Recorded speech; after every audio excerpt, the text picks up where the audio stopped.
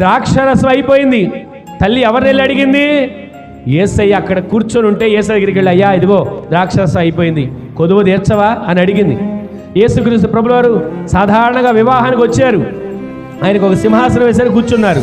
తర్వాత ఆయన శిష్యులందరూ వచ్చారు, వాళ్ళందరికీ ఒక కుర్చీలో కూర్చోబెట్టి కూల్ డ్రింక్లు ఇస్తే తాగుతున్నారు. కానీ సమస్య వచ్చినప్పుడు ఎవరిని అడగాలో తల్లికి అర్థమైంది.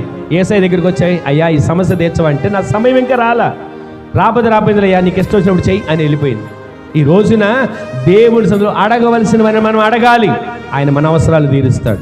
అడగవలసినవని మనం అడగాలి, ఆయన మన పక్షాన నిలబడతాడు. అడగవలసినవని మనం అడగాలి, ఆయన మన కొదువలన్నీ తీరుస్తాడు. గట్టిగా ఆమెను చెప్పండి.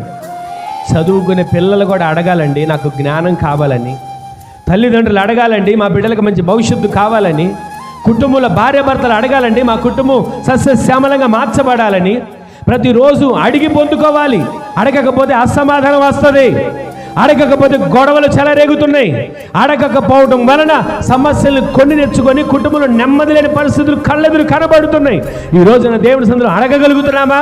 అయ్యా నా కుటుంబాన్ని దీవించవా? ఈ రోజున దేవుని సన్నిధిలో అడగగలుగుతున్నామా? అయ్యా నా బిడ్డల్ని నీ రెక్కల నీడలో భద్రపరచవా? ఆ విధంగా మనం అడగగలిగితే మన ఆత్మీయ జీవితంలో మన అవసరాలన్నీ దేవుడు మన కొదువులన్నీ తీర్చునుగాక. గట్టిగా ఆమెను చెప్పండి. ప్రతిరోజు అడగాలండి, ప్రతిరోజు మనం అడగాలి.